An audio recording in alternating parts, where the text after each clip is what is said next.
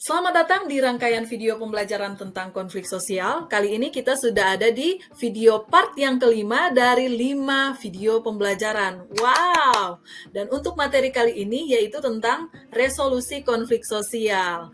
Sekali lagi, Mem White ucapkan selamat datang dan Mem White mau bertanya, apa kabar kalian? Sehat? Puji Tuhan. Kalau begitu, mari kita siap-siap untuk belajar sosiologi ya.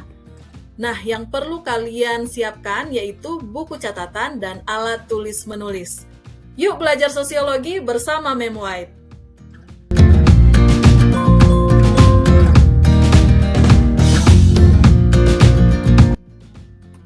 Nah, kita masuk ke apersepsi. Kemarin kita sudah belajar tentang dampak konflik sosial, di mana dampak yang ditimbulkan oleh konflik sosial sangat beragam, baik positif maupun negatif. Oleh karena itu, perlu adanya resolusi untuk meredam konflik agar tidak berdampak negatif yang lebih besar. Nah, makanya sekarang kita akan belajar tentang resolusi konflik. Nah, kalau kita tinjau dari bahasa Inggrisnya, resolusi konflik itu terdiri dari 2 kata, yaitu conflict and resolution. Konflik itu artinya konflik, pertentangan, perselisihan. Sedangkan resolution itu artinya resolusi, keputusan, dan pemecahan. Jadi, resolusi konflik itu merupakan suatu cara untuk menyelesaikan pertentangan demi menciptakan perdamaian di antara pihak yang berkonflik. Nah, ini nih kemampuan yang dibutuhkan dalam menumbuhkan inisiatif resolusi konflik. Apa saja itu? Ada 6 kemampuan dasar, yaitu kemampuan orientasi, kemampuan persepsi, kemampuan emosi, kemampuan komunikasi, kemampuan berpikir kritis, dan kemampuan berpikir kreatif. Oke? Kita bahas satu persatu mulai dari kemampuan orientasi. Kemampuan orientasi itu meliputi pemahaman individu tentang konflik dan sikap yang menunjukkan anti kekerasan, kejujuran, keadilan, toleransi, dan harga diri. Kemudian, kemampuan persepsi itu merupakan kemampuan memahami bahwa setiap individu itu berbeda dan kemampuan mampu berempati dan tidak menilai orang lain secara sepihak. Artinya, kita mampu menempatkan diri kita pada posisi orang lain. Paham kan? Selanjutnya kita ke kemampuan emosi. Kemampuan emosi ini adalah kemampuan mengelola berbagai macam emosi, termasuk di dalamnya rasa marah, rasa takut, frustasi, dan emosi negatif lainnya. Selanjutnya kita ke kemampuan komunikasi. Nah, kemampuan komunikasi ini yaitu kemampuan untuk mendengarkan orang lain, tidak hanya kemampuan berbicara, karena kebanyakan yang Mem temukan bahwa orang-orang itu pandai berbicara tetapi tidak pandai mendengarkan. Nah, dalam kemampuan komunikasi ini penting sekali yang namanya mampu mendengarkan orang lain dan mampu memahami lawan bicara. Selanjutnya, berbicara pun harus dengan bahasa yang mudah dipahami, serta mampu menyusun ulang pernyataan yang bermuatan emosional ke dalam pernyataan yang netral atau tidak lagi emosi ya. Kemudian, kemampuan berpikir kritis. Kemampuan berpikir kritis yaitu kemampuan memprediksi dan menganalisis situasi konflik yang dialami. Nah, di dalam kemampuan berpikir kritis ini, kita mampu menganalisa suatu masalah atau berbagai masalah yang terkait dengan konflik sosial. Kita analisa apa penyebabnya dan apa akar masalahnya. Selanjutnya, kemampuan berpikir kreatif. Kemampuan berpikir kreatif itu adalah kemampuan memahami masalah untuk memecahkan masalah dengan berbagai macam alternatif atau jalan keluar. Nah, inilah yang diperlukan setelah berpikir kritis, kita mampu berpikir kreatif. Setelah kita menganalisa apa sih penyebabnya, apa sih akar masalahnya dari konflik ini, selanjutnya kita berpikir kreatif untuk mencari bagaimana solusi atau alternatif jalan keluarnya. Oke? Nah, selanjutnya kita akan belajar bagaimana sih upaya penyelesaian konflik, karena konflik itu kalau dibiarkan tentunya bisa jadi akan semakin runyam. Nah, upaya-upaya yang dapat dilakukan untuk mengatasi konflik di masyarakat yaitu yang pertama melalui mediasi, yang kedua konsiliasi, yang ketiga negosiasi, Yang keempat, arbitrasi. Yang kelima, stalemate. Kemudian yang keenam, kompromi. Dan yang ketujuh, adjudikasi. Mari kita bahas satu persatu. Yang pertama, mediasi. Mediasi itu merupakan suatu upaya penyelesaian konflik oleh pihak ketiga, tetapi tidak diberikan keputusan yang mengikat. Nah, pihak ketiga di sini sifatnya tidak memihak salah satu pihak yang berkonflik, tetapi mencoba mempertemukan dan mendamaikan kedua belah pihak yang berkonflik. Seperti yang kalian lihat di gambar samping ini, ya ini adalah cuplikan berita ya, tentang penyelesaian sengketa non-litigasi melalui proses mediasi. Di sini kalian mampu memahami gambarannya ya, ada dua belah pihak yang berkonflik dan yang di tengah ini adalah mediatornya yang berperan sebagai mediator. Jadi dia tidak memihak ke salah satu dari pihak yang berkonflik ini. Oke, kita lanjut ke upaya berikutnya, yaitu konsiliasi. Nah, konsiliasi ini merupakan suatu usaha untuk mengendalikan konflik dengan menggunakan lembaga-lembaga tertentu agar pihak yang berkonflik dapat berdiskusi mengenai persoalan yang dipertentangkan.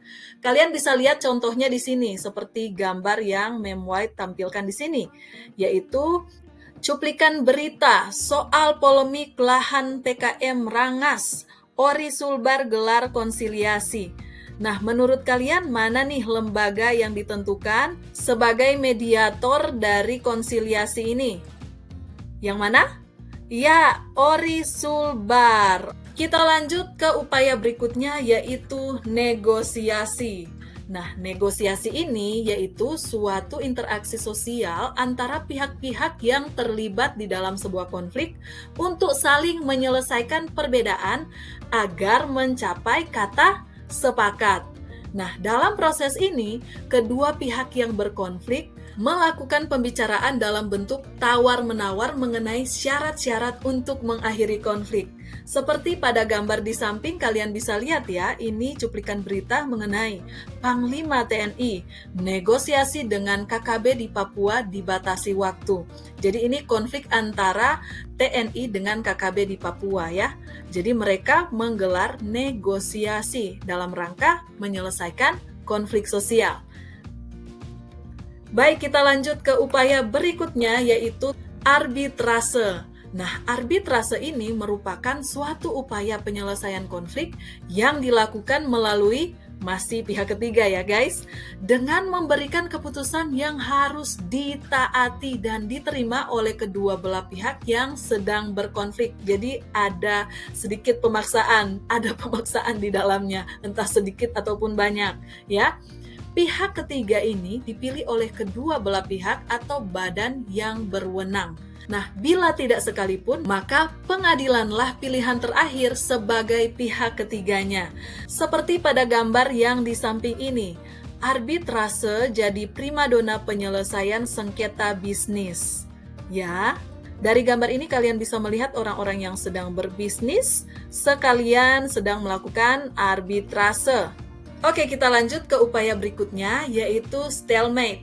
Stalemate ini terjadi apabila kedua belah pihak memiliki kekuatan yang seimbang, kemudian berhenti pada suatu titik dan tidak saling menyerang. Maka upaya ini disebut apa? Stalemate.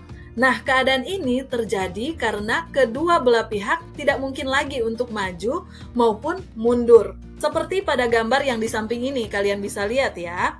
Lingkungan strategis semenanjung Korea, kelanjutan dari stalemate atau perdamaian. Ya, kalian tahu kan antara Korea Utara dan Korea Selatan. Mereka tidak bisa maju, tidak bisa mundur. Mereka sudah ditentukan dengan perbatasan ya. Dan mereka hidup berdampingan sampai sekarang ini meskipun memang keadaannya agak tegang sih. Mari kita lanjut ke upaya berikutnya, yaitu kompromi.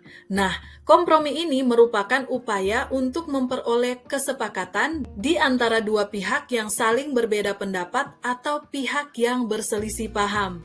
Nah, kompromi dilakukan agar perbedaan pendapat atau silang pendapat dapat terselesaikan dengan pembuatan kesepakatan yang baru.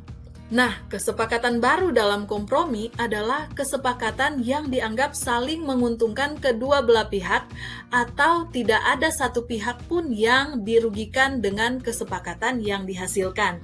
Seperti kalian lihat pada gambar di samping, ini merupakan contoh kompromi, ya. Dikatakan di sini, meski tidak setujui semua, begini kompromi Rusia dan Turki mengenai konflik Suriah. Jadi walaupun mungkin tuntutan antara kedua belah pihak yang berkonflik ini tidak disetujui semuanya, tetapi tetap saja kompromi ini dapat berlangsung. Nah, itu bisa terjadi selama kedua belah pihak merasa keuntungannya cukup bagi mereka. Oke? Kita lanjut ke upaya berikutnya, yaitu adjudikasi. Nah, adjudikasi ini merupakan upaya penyelesaian konflik yang ditempuh melalui jalur hukum, yakni pengadilan. Nah, kalian bisa lihat di samping ini merupakan contohnya, yaitu penyelesaian sengketa pemilu melalui proses mediasi dan adjudikasi. Nah, konflik-konflik apa saja sih yang akhirnya berujung di pengadilan? Bisa jadi ada perceraian, bisa jadi ada sengketa tanah, dan di sini ada sengketa pemilu, dan lain sebagainya. Oke, sampai di sini apa ada pertanyaan? Bila ada pertanyaan, silakan kalian ketikkan di kolom komentar ya. Dan selanjutnya tugas untuk kalian, silakan kalian cari salah satu konflik yang terdekat dengan kehidupan kalian. Bisa seperti yang ada di foto yang Mem sajikan ini, yaitu tawuran antar pelajar, atau bisa juga yang lainnya yang kalian rasa paling dekat dengan kehidupan kalian. Lalu tentukanlah bagaimana resolusi yang tepat untuk mengatasi masalah konflik sosial yang kalian pilih. Silakan dikerjakan di buku catatanmu ya. Lalu kumpulkan kepada guru sosiologi kalian.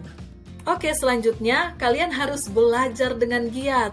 Kenapa? Karena akan ada asesmen sumatif untuk menguji pemahaman kalian terhadap konflik sosial dari video pembelajaran part 1 sampai part 5. Oke? Jadi jangan lupa belajar, oke?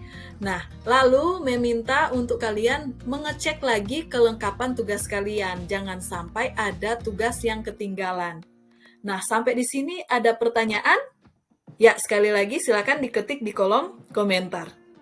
Oke, selanjutnya Mem White pamit undur diri ya. Terima kasih sudah bersama-sama dengan Mem White dari video pembelajaran tentang konflik sosial part yang pertama sampai part yang kelima ini. Semoga apa yang Mem sampaikan ini bermanfaat untuk kalian. Oke, salam hangat terdahsyat untuk keluarga di rumah, dan Mem White minta maaf sekiranya ada kata-kata yang tidak berkenan di hati kalian.